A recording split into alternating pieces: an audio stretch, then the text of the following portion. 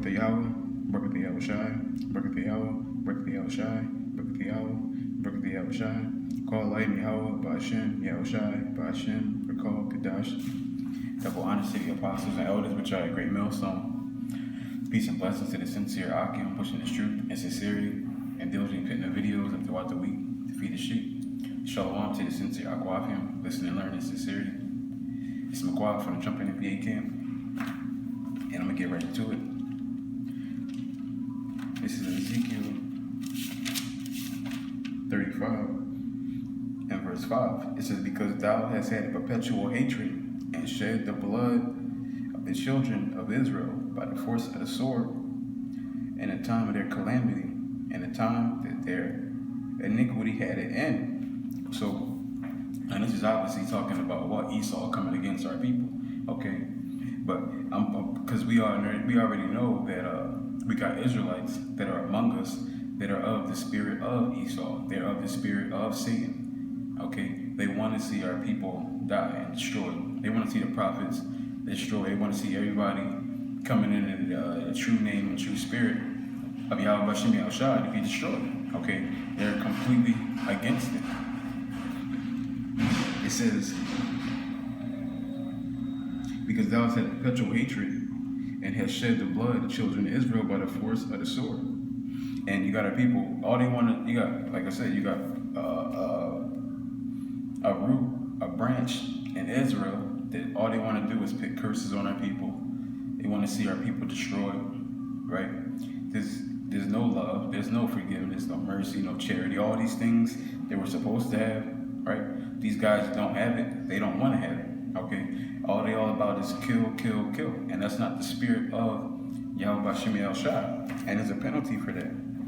It says, in the time of their calamity, and the time that their iniquity had an end. And right now, our people, they don't have to be destroyed. Their time has the time of their iniquity.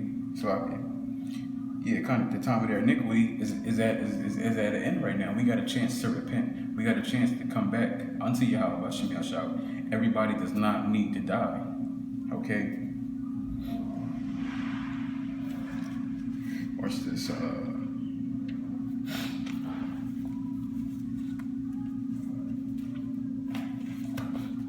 This is Ecclesiastes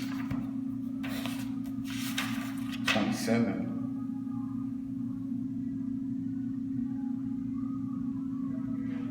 And verse 25. It said, whoso casteth a stone on high, casteth it on his own head, and a deceitful stroke shall make wound. Whoso diggeth a pit shall fall therein, and he that setteth a trap shall be taken therein.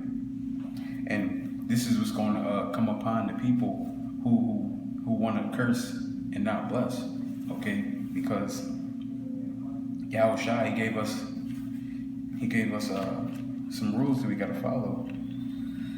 Watch this. Luke 6 and verse 35. It says, but love your enemies and do good, and lend hoping for nothing again, and your reward shall be great, and ye shall be the children of the highest Yahweh. For he is kind unto the unthankful and to the evil. Be ye therefore merciful as your Father is merciful. It says, judge not, and ye shall not be judged. Condemn not, and ye shall not be condemned. Forgive, and ye shall be forgiven. So watch this. It says, whoso casteth a stone on high, casteth it on his own head. Back over here, Ecclesiastes 27, 25. Whoso casteth a stone on high, casteth it on his own head.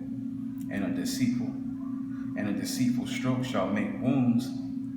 Whoso diggeth a pit shall fall therein, and he that setteth a trap shall be taken therein. And this is exactly why Yahushua said, love our people, forgive our people, show compassion, mercy, sympathy, show these traits unto all our people. Why? Because Yahushua understands that if you condemn, you'll be condemned. Okay? You put curses on people, you put curses on our people, those curses are going to come back on you. Watch this. Because ultimately, we don't gotta curse anybody, because Yahweh Bashim Yahshua is gonna take care of it. I remember one time I was working at this pharmacy, and in 2018, I was working at this pharmacy, and this Jade came in. Her hair was like probably like down to here, and you know, for like the southern tribe, that's like a lot of hair. So she came in one day, and my hair was like out like an afro, and she was like, why you got your hair up? Trying to, what they would call, so like black shaming. She's like, why your hair out like that? You should have it braided up or something. You shouldn't be having your hair just out like that. Like, nobody does what you're doing. So I'm just looking at it like, what are you talking about? I'm like, the Lord had his hair like this. She was like, well, that was way, way back then, and plus you're not him. I'm like, what? So next thing you know, I think it was about a week later, or maybe a week later, or a couple days later, maybe 2 weeks later. But the next time I seen her, it had to be a week, at least a week. I seen her the next time, her hair was completely shaved off. I didn't put no curses on her doing that, but what I perceive that to be is a judgment for her trying to come up against me and the way that she did it, okay? I perceive that to be judgment. I didn't put no curses on her, okay? That just happened. But ultimately, we don't got to put curses on the people. Whatever is meant for our people is going to come, okay? But we do get rewards for blessing our people. We get rewards for that. Matter of fact, watch this. Job.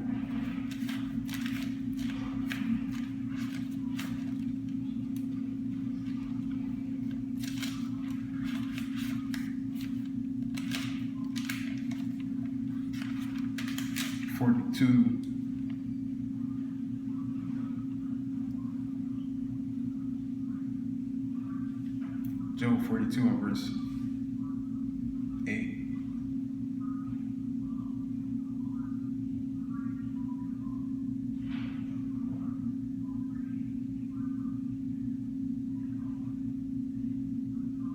Matter of fact, I'm gonna start at 7. It says, and it was so that after Yahweh had spoken these words unto Job, Yahweh said to Eliphaz the Temanite, my wrath is kindled against thee and against thy 2 friends, for ye have not spoken of me the things that is right, as my servant Job hath. Therefore take unto you now 7 bullocks and 7 rams, and go to my servant Job, and offer up for yourselves a burnt offering, and my servant Job shall pray for you. For him will I accept, lest I deal with you after your folly, and that ye have not spoken of me the thing which is right, like my servant Job. So Eliphaz the Temanite, and Bildad the Shuhite, and Zophar the Naamite went and did according as the Lord commanded them, and Yahweh also accepted Job. And Yahweh turned the captivity of Job when he prayed for his friends. Also Yahweh gave Job twice as much as he had before. So Yahweh Shemi Shah, he was upset with Job's 3 friends, okay? So he told him to go to Job and ask him to pray for him, okay? Make a burnt offering, basically in his name, okay? So what ended up happening was Job accepted, and he did it, okay? And then Job, showing mercy unto his friends, what did he do? He gave him back his servants, and he gave him twice as much as he had before, okay? All because of what? He prayed for his friends, which Yahweh said he wasn't dealing with because of their folly. So that just goes to show you, this is just one account on where the prayers of the righteous can avail for even the wicked, or the people who Yahweh Shemi Shai is against, okay, of our people, okay? And like I said, you don't get a reward for putting curses on our people, but you do get rewards for blessing our people, because that's showing mercy. And Yahweh Shemi Shai wanted to show mercy unto the just and the unjust alike. But back over here, Ecclesiastes 27 and verse 27, he that worketh mischief, it shall fall upon him, and he shall not know whence it cometh. So if you work in mischief, right? Matter of fact, let's go into the word mischief.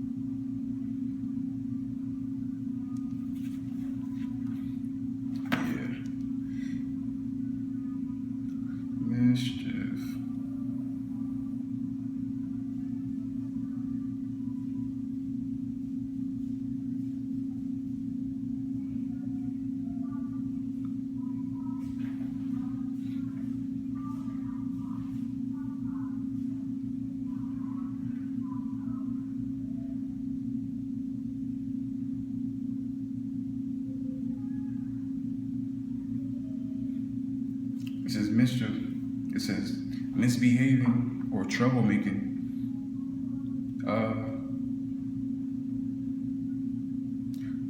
It says playfulness that is intended to tease, mock, or create trouble, harm, or trouble caused by someone or something. And it says playfulness that is intended to tease, mock, or create trouble, troublemaking especially.